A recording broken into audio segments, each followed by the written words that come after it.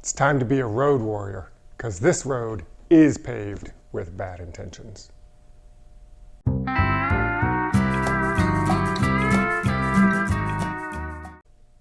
Hey folks, Kylie here at Games Unlimited, and today I want to talk about Thunder Road Vendetta. This is the new game from Restoration Games, a company that loves to take older games that we loved when we were younger, maybe have a bit of nostalgia goggles on for them, but when we pull them out and try to play them today, they may be not quite as good as we remember. So they'll take those games and give them a new coat of paint, new set of rules, bring them up to date, and let us have the kind of fun that we remember having from all those years ago.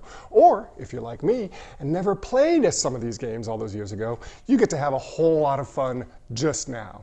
So today we're talking about Thunder Road Vendetta. This is, look, let's just call it what it is. This is basically Mad Max the game. You've got a fleet of heavily armed and armored cars. I mean, we're talking these cool, they've already got the paint on them. They use the two-color molds, so they snap them together, put a coat of dry brush paint on them to make them look amazing. So you've got 3 of these cars, and you're trying to get one of your cars across the finish line. That's all you have to do to win the game. Sounds easy, except all the other cars have guns on them. Players have choppers that they can send out to try and shoot you and destroy your cars. And the game actually cannot end until one player is eliminated. So your cars can take damage, that's fine. They might even take damage and become inoperable, and you can repair them. But certain things might happen that completely eliminate your car. They're out of the game, they're done. And if you're left with no cars that are operable, you're out of the game. And that's what triggers the end. This board actually is segmented. So you start with 3 segments out there. There's no finish line at the beginning of the game. The finish line doesn't appear until someone is eliminated. So once someone goes off the end of the third, we're going to add a new segment. All the cars on the back segment are eliminated because they didn't keep up with the pack, and then you keep going. But as soon as someone's eliminated, this finish line tile here gets added to the end. The first car to cross that finish line wins the game. That's it. Although I will tell you, the other way to win, and the more common way to win, is simply to be the last person standing. So I've had, I think 4 of the 5 games I've played have ended not with someone crossing the finish line, but because someone was the only person left in the game. So how is it played? Very simple. You've got a sort of dashboard here with your 3 cars on it. You have 3 cars, 4 dice. At the beginning of the round, everybody rolls their dice, and that number is how many spaces a car can move. So when it comes to your turn, you're going to choose one of your dice and add it to one of your cars. This here is the small Doom Buggy. So that's your smallest car. You'll put maybe a 5 on it. You get to move your Doom Buggy 5 spaces. 1, 2, 3, 4, 5. Assuming you don't slam into anything, you're good to go. If you stay on the road for all of your movement, you'll get to add some extra movement depending on what this road die says. So there's ways you can move pretty fast. But as you can see here, the game gets crowded, especially at 4 players. There are a lot of cars out there, so you might not be able to maneuver around them. So that's where smashing comes in.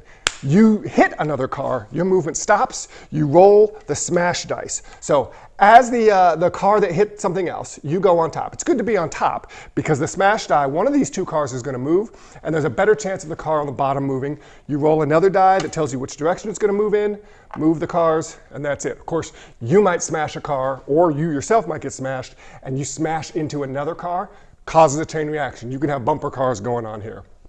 This is dangerous though, because let's say you're on the edge of the map. If you get smashed off the edge of the map, that is one of the ways one of your cars can get eliminated. You can get smashed into these obstacles that are all over the course. You get pushed into an obstacle, you're eliminated.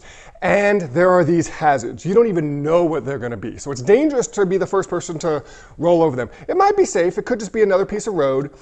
Could be a mud slick that causes you to use up extra movement. Could be an oil slick that makes you move in a random direction. There's all sorts of fun stuff. When I teach this game, I don't even go over all the hazards. It's best to just be surprised by what happens. So you're going to move one of your cars. You may take one of your commands. This is double-sided. This is where that 4th die that you have might come into use. So once during the round, a round is moving all 3 of your cars using 3 of your dice, you might be able to give a command, which might be repairing a car. Could be a nitro, lets a car move a little extra spaces. Could be bringing out your chopper. This chopper goes on the board, and can shoot in one of the spaces in front of it. And the way shooting works, so you've got these big, heavy cars. They're nice because when they smash, if you have the bigger car, you can re-roll the smash dice if you don't like the result. But they're easier targets because the shoot die has a lot more sides that hit bigger cars than hit smaller cars. Roll the shoot die, do some damage, and you're going to get one of these damage tiles. I mentioned if you have 2 damage tiles, you're inoperable, but you can be repaired. But the damage tiles also do things like this one is blast off. That means your car is literally, you're going to roll a die to a random direction and a random number of spaces. Boom, you go. Could take you off the board, could land you on top of another car, could do all sorts of fun stuff. So that's Thunder Road Vendetta. This is definitely a game of the year contender. If you like stupid fun. I call this one of the games that's just stupid fun. It's random, it's chaotic, you're gonna strategize, but really the best way to win is just take risks. Do that thing that has like, a 50-50 chance of killing you because that might put you in position to move up ahead. It's just all in all a great time. Thunder Road Vendetta. We're gonna put this one out so people can take a look at it. I'm Kylie here at Games Unlimited. We'd love for you to come down, ask us about it, maybe pick up a copy, take it home, and unbox some fun.